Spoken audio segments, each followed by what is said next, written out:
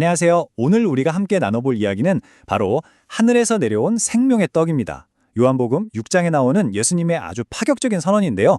과연 이 말씀에 어떤 깊은 의미가 담겨 있을지 지금부터 하나씩 파헤쳐 보겠습니다. 그리고 시작하기 전에요. 오늘 내용은 장영문 목사님의 설교 자료를 바탕으로 구성되었다는 점을 먼저 말씀드립니다. 자, 여러분, 명절 연휴 다들 잘 보내셨나요? 아마 맛있는 것도 정말 많이 드시고 가족들이랑 즐거운 시간도 보내셨을 텐데 이상하게도요, 막상 일상으로 딱 돌아오고 나면 마음 한구석이 왠지 모르게 텅 빈 것 같고 허전한 느낌 다들 한 번쯤은 느껴보셨을 거예요. 이게 대체 왜 그럴까요? 어쩌면 그게 바로 세상이 주는 만족감의 한계 때문일지도 모릅니다. 그렇잖아요. 아무리 맛있는 음식을 배불리 먹어도 시간이 지나면 결국 다시 배고파지고요. 또 아무리 즐거운 순간도 지나고 나면 다시 공허함이 찾아오는 것처럼 말이죠. 바로 이 지점에서 오늘 이야기가 시작됩니다. 오병이어의 기적을 보고 사람들이 막 열광할 때 예수님께서는 그들의 기대를 완전히 뒤엎는, 어찌 보면 좀 이상하게 들릴 수도 있는 선언을 하십니다. 내가 바로 하늘에서 내려온 생명의 떡이다 라고 말이죠. 이 엄청난 선언의 진짜 의미를 우리가 제대로 이해하려면 한 4가지 정도를 짚어봐야 합니다. 먼저 당시 사람들이 가졌던 선입견의 문제가 뭔지 보고요. 다음으로 그들이 정말 신성하게 여겼던 만나와는 대체 뭐가 다른지 비교해 볼 거예요. 그리고 가장 중요한 그리스도와의 연합이 뭔지, 마지막으로 이 모든 것이 우리에게 어떤 선택을 요구하는지 생각해 보겠습니다. 자, 그럼 첫 번째입니다. 선입견을 넘어서. 사람들은 왜 이렇게 놀라운 말씀을 곧이곧대로 받아들이지 못했을까요?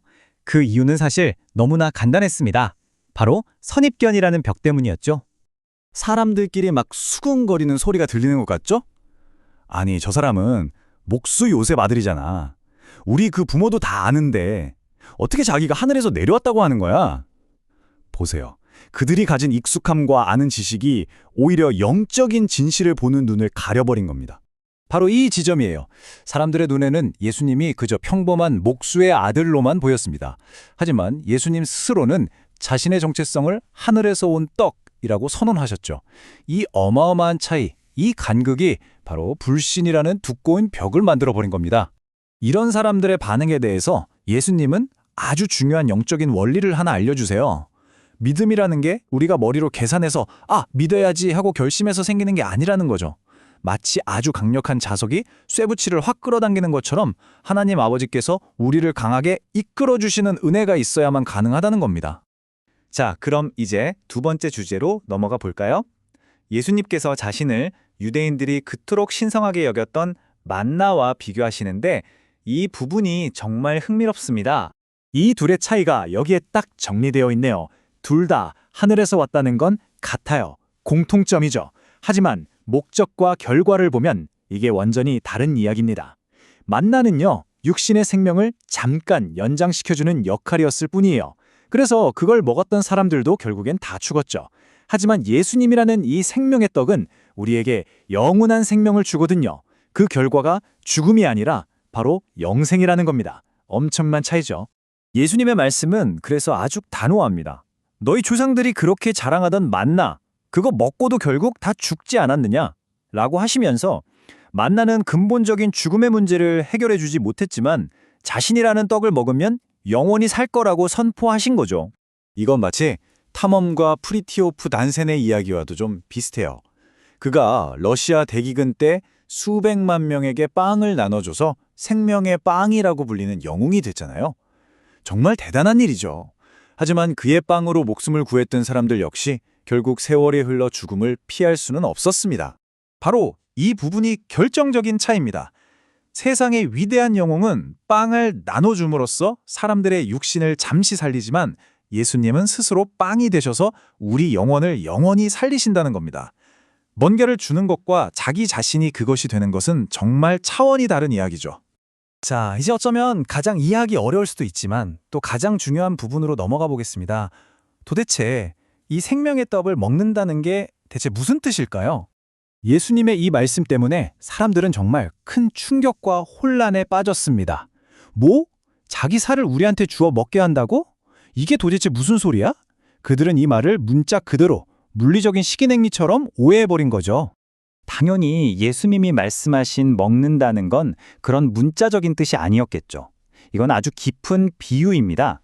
여기서 핵심 단어는 바로 거하다인데요. 마치 포도나무 가지가 나무에 딱 붙어서 모든 생명력을 공급받는 것처럼 우리도 예수님과 절대로 분리할 수 없는 하나가 되는 것, 그런 깊은 연합을 의미하는 겁니다. 이 연합의 과정을 한 3단계로 쉽게 생각해 볼 수 있어요. 먼저 예수님을 믿음으로 내 안에 영접하는 거예요. 그러면 그분의 생명이 내 안에 들어와 나와 연합하게 되고요. 마침내 내 힘이 아니라 그분의 능력으로 살아가는 동행의 삶이 시작되는 거죠. 이것이 바로 궁극적인 약속입니다. 나를 먹는 그 사람은 나로 말미암아 살리라.